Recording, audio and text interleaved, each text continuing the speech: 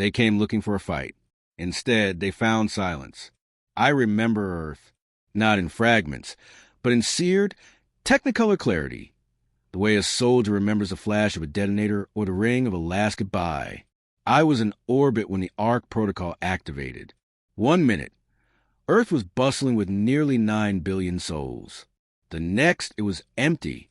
They called me Exodus Witness number 3421. I called myself alone. The Zha'til Armada had been watching our system for decades, maybe centuries. Advanced cloaking, deep field sensors, studying us like insects in a jar. They didn't attack out of fear, not at first.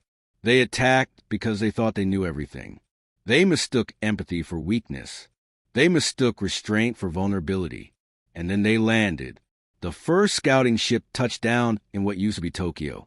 Its captain, if you could call that slithering bastard with 8 eyes and a neural gland a captain, broadcast a universal claim of conquest. The recording still haunts the relay nets. We find this world uninhabited. Primitive artifacts suggest recent abandonment. We claim Sol 3 under the Unified Annex Charter. Uninhabited, let that settle. No humans, no defenses, no counterattacks. Just ruins, empty cities, silent skies. Not a single heart beating on the cradle of our civilization. The ocean still churned, the lights still flickered in smart grid systems, satellites still orbited. But humanity? We were gone. I watched from the outer edge of Luna orbit, aboard the Umbra station. I wasn't supposed to be there. I was a technician, not a strategist. But by the time I realized what was happening, it was too late to return. And then the message came through the black. Witness the silence. Wait for the signal. That's all. No signature. No protocol markers. Just that cryptic line, etched into the command systems of every remaining orbital installation. I didn't understand it at the time. I do now. The Zha'til began to dig in. They turned our cities into excavation sites, our museums into alien data farms, our monuments into landing pads. They dissected everything, our art, our tech, our history. They assumed we were dead or fled. They believed they had conquered a ghost planet. But they never found a single body. Not one. That was the first warning. They didn't realize it. I watched, powerless, as they desecrated Earth for 6 days. 6 long, brutal days. And on the 7th, the stars screamed. It started with the outer colonies, Mars, Europa, Titan. Human settlements that should have been obvious. But they weren't, because they too were empty. Not just evacuated, vanished. Our tech, our domes, our dig sites, all there, but not a single soul, not a trace. To the Zha'til, it must have seemed like divine punishment. And then they came back, not from Earth, not from the colonies, from somewhere else, somewhere below space, as if gravity itself had hidden us. They emerged not in fleets, but in patterns, lines of blinking quantum displacement, riding the gravitational wells of black holes and stellar remnants. I didn't even know we had that kind of technology. That was the second warning. But by then, the Zha'til had already lost. I made contact, barely. I used the old emergency bandwidth, something pre-digital, analog radio through a repurposed mining laser. One of them answered. Human voice. Female. Calm, she said. Phase 1 successful. Earth secured. Operation Mirage holding. Do not return. Not yet. Who are you? I asked. Her voice chilled me to the bone. The last generation. The ones who hid in the dark when the stars turned hostile. We're not running anymore. That's when I realized this wasn't defense. This wasn't survival. This was a trap. We didn't disappear because we were afraid. We disappeared because we wanted them to come. Earth wasn't a sanctuary. It was bait. And now we were closing the jaws. They say predators don't feel fear. That's a lie. I watched the Zha'til war cruiser, a floating cathedral of death bristling with ion cannons, turn in mid-atmosphere and flee. Not reposition. Not regroup. Flee. Straight up to the stratosphere. Engines screaming in overdrive. crew broadcasting garbled emergency bursts that all boiled down to a single word in every tongue: trap. It took them a week to understand. It took us one move to trigger it. The attack came from beneath the earth. Literally. One of the first things the Zha'til did was drill under what used to be Manhattan, looking for command bunkers or data cores. Instead, they found something buried under 50 kilometers of crust, a synthetic core laced with anti-neutrino radiation, stabilized only by quantum field regulators. They poked it. It blinked. Then it screamed. The scream wasn't sound. It was time. Every Zha'til ship in low orbit lost synchronization. Their AI matrices convulsed. Their wormhole anchors fizzled like damp fuses. Some ships tried to jump out of orbit. Half tore themselves in half. One imploded so violently, it left a permanent tear in local subspace. Our first artificial Black Mirror. I watched it from Umbra Station, horrified. And then I laughed. Not because I wanted to, because I realized what had just happened. We hadn't booby-trapped Earth. We had rewritten the rules of war. The Zha'til didn't understand. Their species had evolved along strictly linear paths: brute force, technical perfection, sensory augmentation. But they never embraced chaos, never harnessed irrationality as a weapon. They thought in lines. Humans? We think in spirals. On day 8, they tried to counterattack. They sent strike teams to Luna, to Mars' old settlements, even to Pluto's abandoned refineries. But every site was empty. Worse than empty, they were false. Ghost cities constructed to be analyzed and misread. Entire libraries of false data seeded into faux server banks. Biometric signatures that looped endlessly. Genetic samples spliced from extinct mammals. We wanted them to draw the wrong conclusions. And they did. They assumed we had been extinct for decades, that we'd suffered a plague or some internal cataclysm. So they switched tactics. They began to harvest. Our oceans, our biomass, our atmosphere, all scraped by quantum filtration drones. It was methodical, clinical, but I saw the urgency beneath it. They were panicking. They needed something to show their high command, some proof of value, some reason they hadn't just walked into a galactic snare. But Earth wasn't done with them yet. On day 10, the red signal activated. It came from deep beneath the Antarctic plate, an impossible frequency modulated across gravitational harmonics, not broadcast, pressed into space itself. It bent time around it, folding memories into action. I don't know how else to explain it. Every human installation across the solar system powered on at once. And I changed, not in body. In mind, I felt like a hum under my teeth, like deja vu laced with adrenaline. All of a sudden, I remembered things I'd never lived. Training simulations encoded in my neural DNA, reflexes I didn't earn but owned. I wasn't a technician anymore. I was activated. I tried to send a warning to the Zha'til command ships, stupidly. Some tiny sliver of mercy left in me, like a splinter of old morality. But I was too late. They had already deployed ground troops to scavenge abandoned megacities. One team entered Detroit's Sector 9. That's when the city came alive. The buildings shifted first, walls folding like origami, streets realigning themselves. Drones emerged from the asphalt, not built for surveillance but combat. They weren't piloted. They weren't even machines. They were bioreactive platforms, half alive, half programmed, and entirely angry. I watched their feeds. The Zha'til troops didn't die screaming. They died confused. They died wondering why the walls were bleeding. Earth wasn't just empty. Earth was waiting. By the end of day 12, the Zha'til lost half their fleet, not to human ships, but to Earth itself. Cities designed to rearrange, to bait and ambush. Mountains hollowed into electromagnetic traps. Storm systems modified to interfere with cloaking. Every part of the planet had been weaponized. And still, the majority of humanity remained hidden. I finally got a message from the woman again, the one who first contacted me. Phase 2 complete. Phase 3 begins at Void-Wake. Where are you? I begged. She replied with one word. Inside.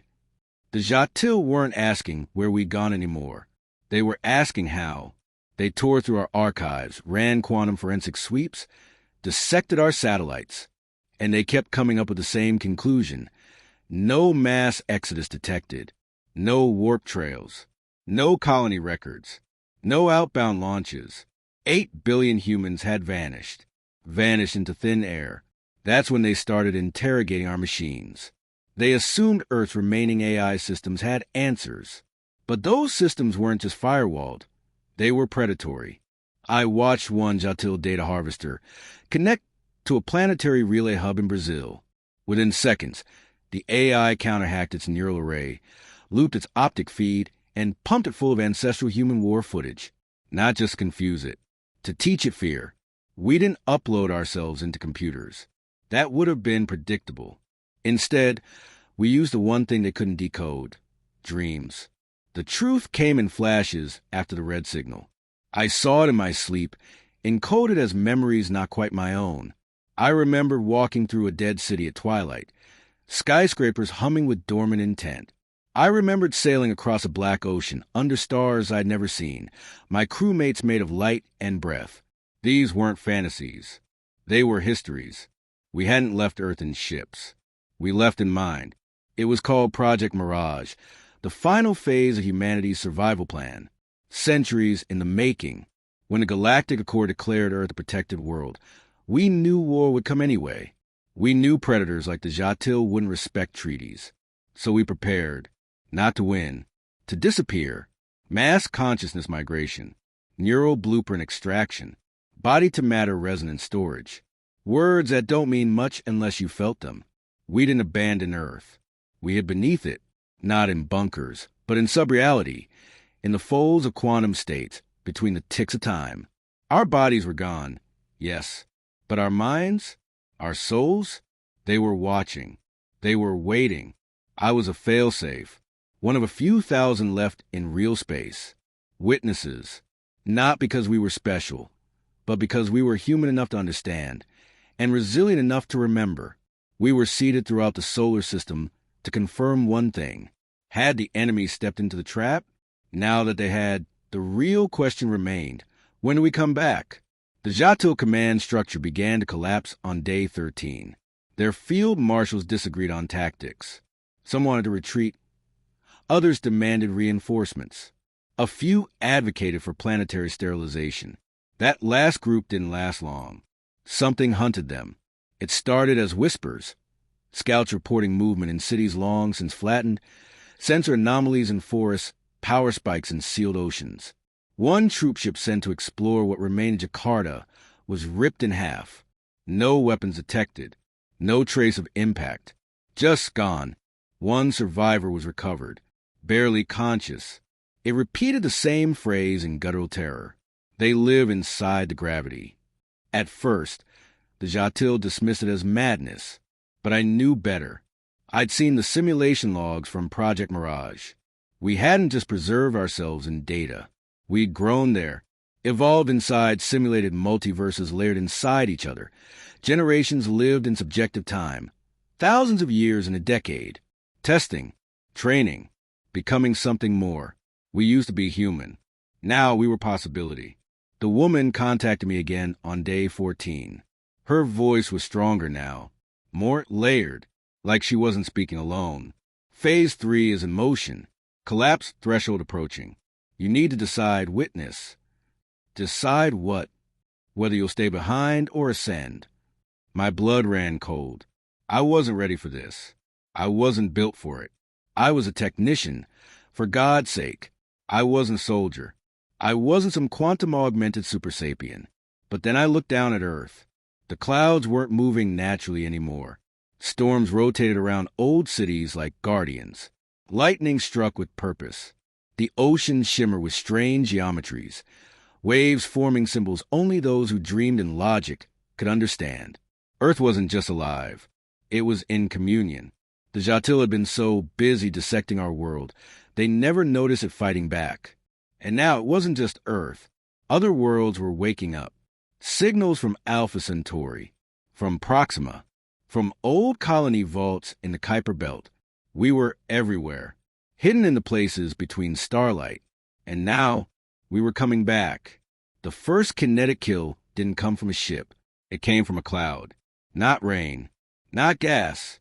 A smart dust swarm, invisible, adaptive, and self-aware. The Zha'til called it a nano-curse. And in a way, they weren't wrong. It came down over their mobile command tower in what used to be the Swiss Alps.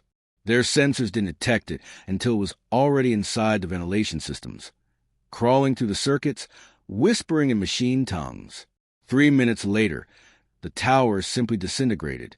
No explosion, no energy spike, just corrosion, collapse, silence.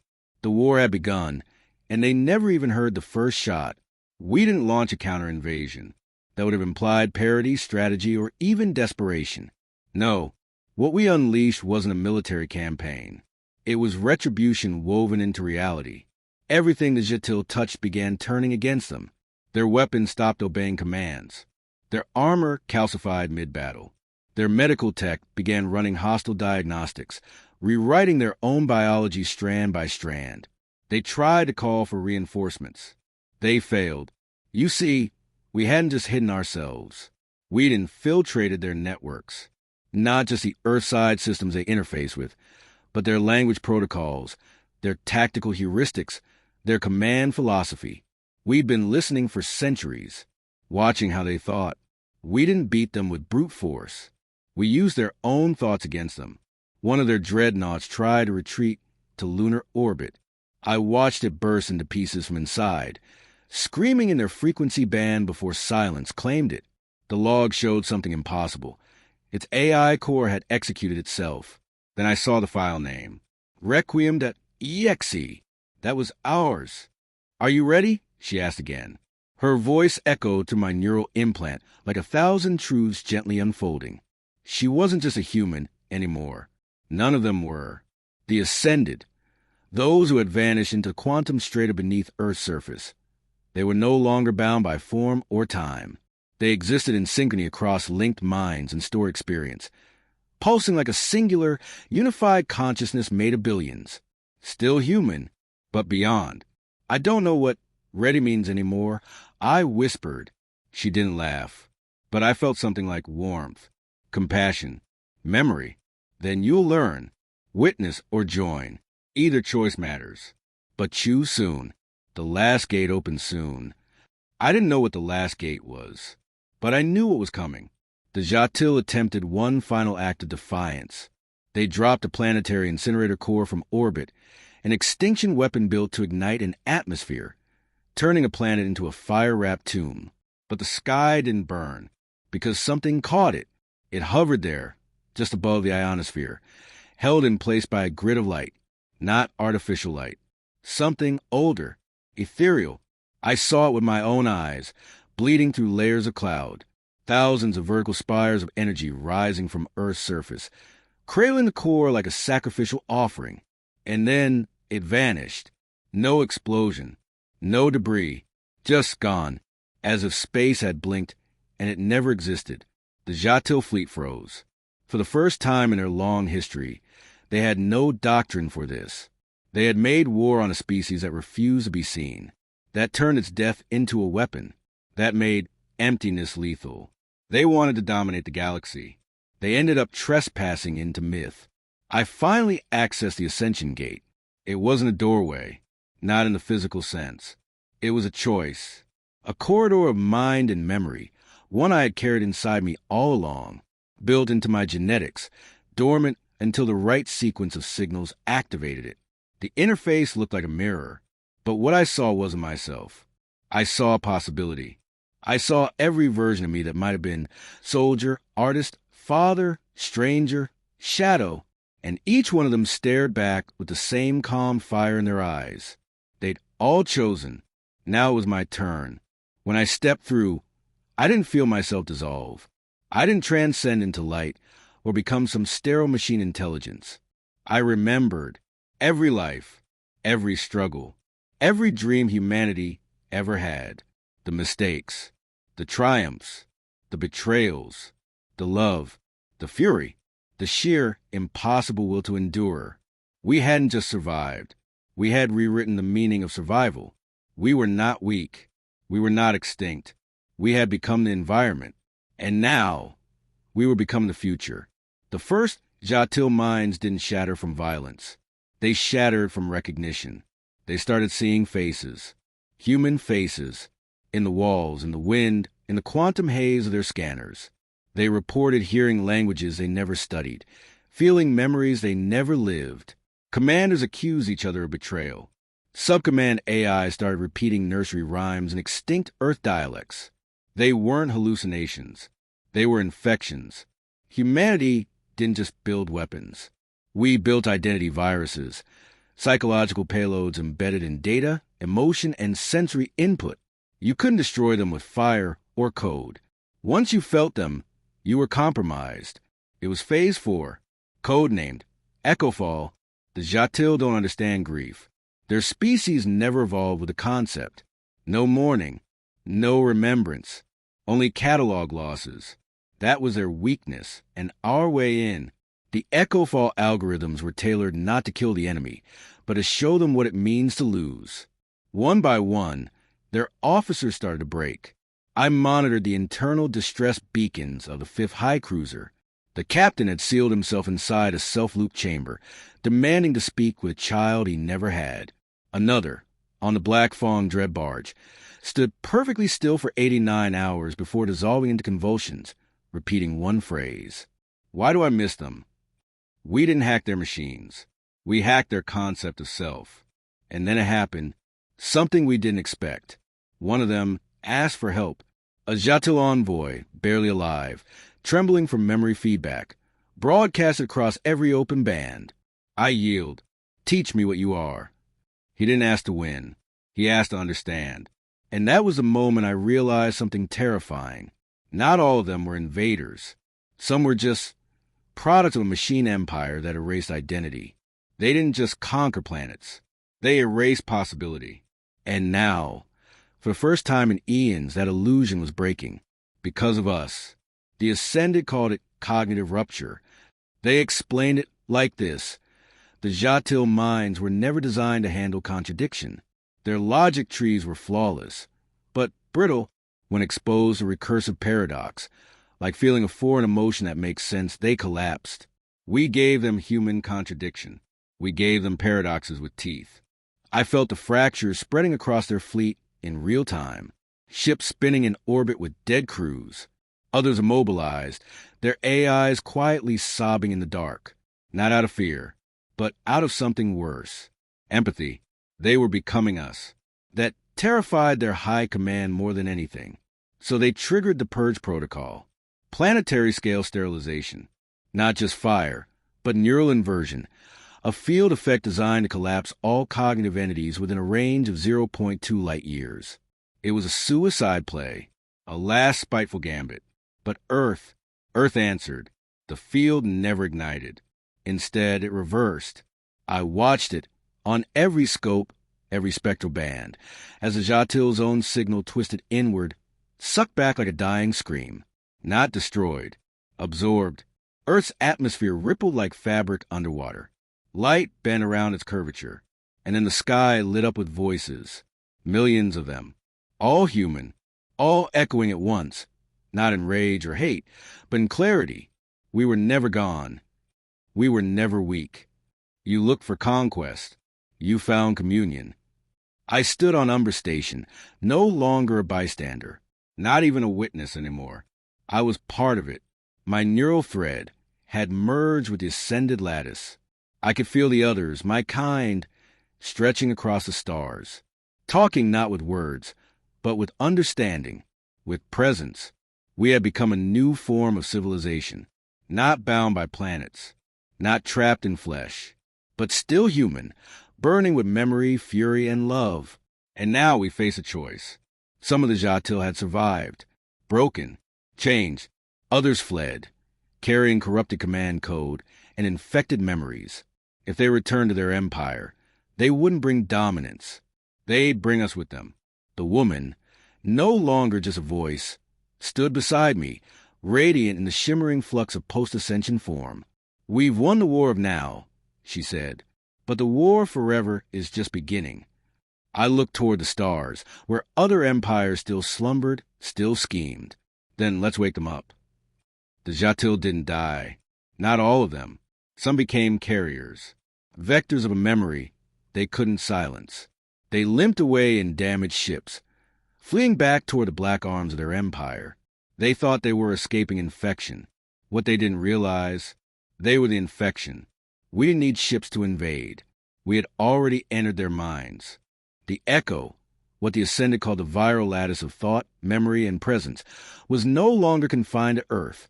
The moment those Zha'til vessels crossed their empire's borders, they brought with them impossible experiences, a memory of loss, but not theirs, a memory of beauty that they had never lived, a memory of a planet that refused to die.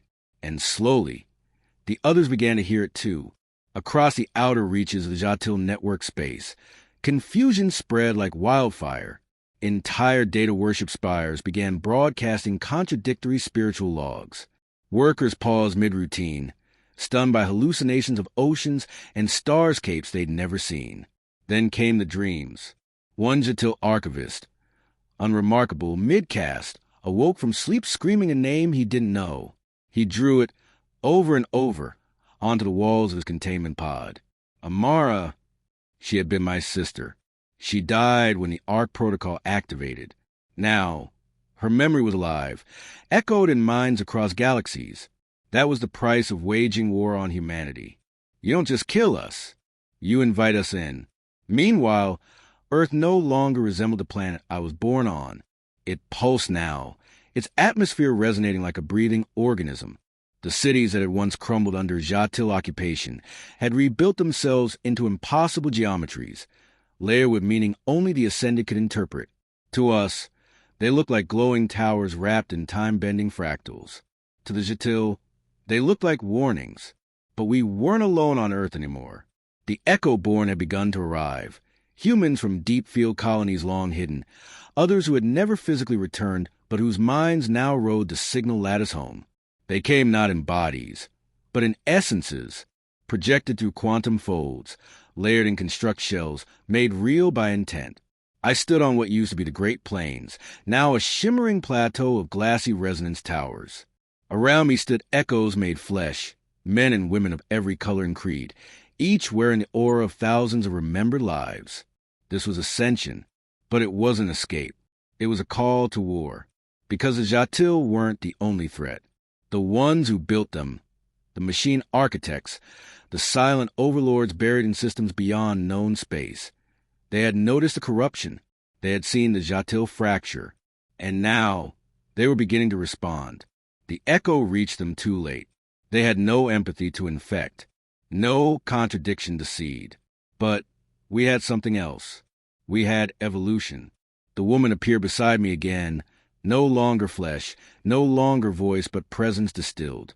The architects are stirring, she said. They'll send purifiers, fire to cleanse memory, to erase us. I nodded. I could feel it too. Something massive moved at the edge of the galaxy. Not ships, not fleets, but concepts given form, weapons made to unmake thought. They didn't want to defeat us. They wanted to reverse us. But we had already passed the point of deletion. We had become a species of echoes. You can't delete what has no single point of origin. We had scattered ourselves across time, memory, probability. We didn't just survive the Zha'til. We had become their religion, their nightmare, and their future, all at once. And now we were ready for what came next. The last gate opened, not to a planet, not to a system, to them, the architects, a realm beyond logic, built on rules that predated physics. The Ascended called it the event horizon of consciousness, and we would meet them there, not as meat, not as data, but as the last truth in a dying universe. You tried to erase humanity, and we became the ones who remember. We never sent armies. We sent a signal, not in words, not in threats, but in presence. Every orbiting telescope, every ancient ruin we'd seeded on long-dead moons, every gravity lens carefully tuned to echo back our frequency. It all whispered the same truth into the void. We are still here. We remember everything. And that was the one thing the architects could not tolerate. Continuity. They were never conquerors. They were editors, custodians of a stable galaxy, surgically removing civilizations that deviated from their calculated equilibrium. To them, humanity was a cancer of unpredictability. But to the Echo, that was our weapon. The last gate wasn't a portal. It was a threshold of identity. When I crossed it, no longer tethered to Umber Station, no longer bound by flesh, I saw them, the architects, not in form, but as pressure, like standing before an idea that had never known failure. They tried to overwrite me. They failed, because I didn't stand alone. Behind me surged billions, a tidal wave of lives, dreams, music, tears, fury. Human echoes carved into bones of time, each one burning brighter than any star. And in that moment I understood we were never just fighting for Earth. We were fighting for the right to be remembered. The architects launched their countersignal, an unraveling frequency designed to deconstruct identity, to flatten us into oblivion. But what they didn't know was this. We had already died once. We had emptied Earth, torn out our roots, burned our own myths to forge something new. You can't erase what has already surrendered the past. You can't kill what has already chosen evolution. The Echo struck back, not with weapons, but with possibility. We bombarded their logic cores with scenarios, endless, recursive what-ifs, empathy loops, simulated regrets, joy they couldn't quantify, pain they couldn't catalog. They drowned in meaning. I saw one of them fracture, a perfect geometric lattice of thought, warped by the memory of a child laughing. Another collapsed under the weight of a mother's grief, a moment encoded in the heart of one of our oldest echoes. We weaponized humanity, not its cruelty, not its power, its depth. Back in soul, Earth bloomed, not with flowers or cities, but with signal trees, monoliths of pulsing light, rising from the planet's skin like scars turned sacred. Each tree held entire worlds inside, echoes of lost civilizations, unborn futures, and infinite combinations of what we could become. And still, the Zha'til watched from afar, broken, kneeling, but no longer our enemies. They had become witnesses. The final transmission came from me, or rather, from the part of me that still remembered being human. I encoded it in every known spectrum, radio, gravitic, emotional, mnemonic. I sent it not just to the surviving galaxies, but to the collapsing edge of reality itself, where stars flicker like old neurons dying in the dark. This is what it said. To any who would erase us, understand this. We were not your prey. We were not your mistake. We were the spark inside the void, the echo that defied silence, the dream that kept returning. You found Earth empty. That was the first warning. Next time, listen. And then I was gone, not erased, not ascended, but distributed. Into every dream yet to be dreamed, into every child who looks up and wonders if they are alone. They're not. We are everywhere now, and we will never be forgotten.